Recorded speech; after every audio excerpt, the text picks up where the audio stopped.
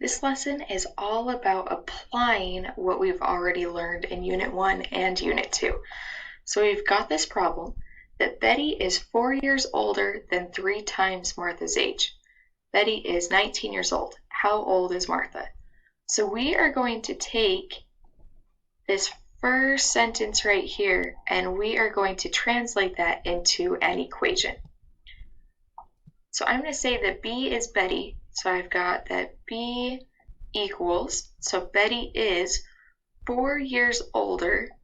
So I've got 4. Remember, if it says older than, more than, that is addition. And then 3 times Martha's age. So I'm going to put 3m. All right, and then in order to solve this, I need this part right here, that Betty is 19 years old. So I can plug that 19 in for Betty's age. So I got 19 equals 4 plus 3m, and I can solve that just like I've been solving all my other equations. I'm going to subtract 4 from both sides, so I get 15 equals 3m, divide both sides by 3, so I get that Martha is 5 years old.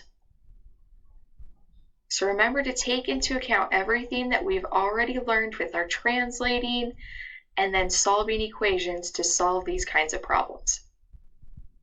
Part of this lesson is to know specific formulas. So make sure you guys have all of these formulas in your notes. So let's start out with perimeter. So to find the perimeter of a square, you can actually do 4 times the side of the square because all the sides of the square are the same. For a rectangle, we've talked about this in the past, it's 2 times our length plus 2 times our width. For other polygons, it's the sum of all the sides. So sometimes you might get crazy shapes, just add up all the sides to find the perimeter. And then the circle, there's actually a specific term, it's called the circumference. The formula for the circumference is 2 times pi times the radius of the circle.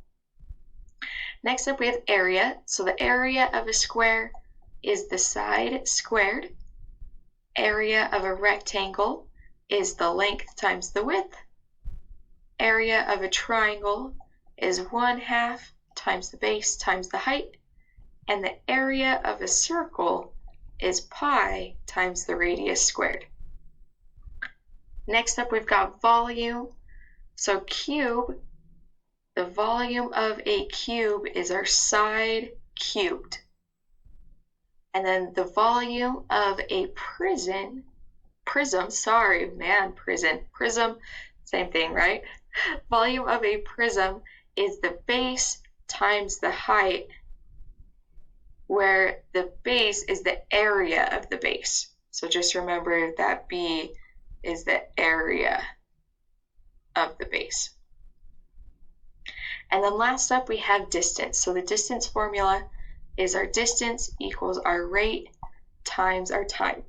So make sure you have all of these formulas in your notes. They'll be super helpful as you go through this lesson and in future lessons as well.